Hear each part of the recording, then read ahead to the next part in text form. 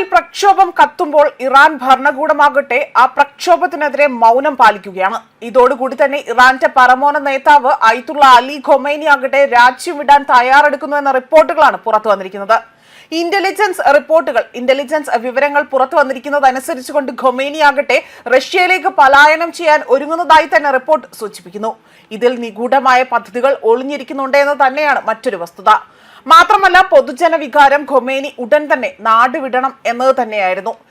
ഇത്രയും ഭീരുവായ ഒരാളെ എങ്ങനെ ജനം വിശ്വസിക്കേണ്ടതെന്ന ചോദ്യമടക്കം അവിടെ ഉന്നയിക്കുകയും അവിടെ വലിയൊരു ഭരണമാറ്റത്തിന് തയ്യാറെടുക്കണമെന്ന ആവശ്യം ഉന്നയിക്കുകയും ചെയ്തിരുന്നു.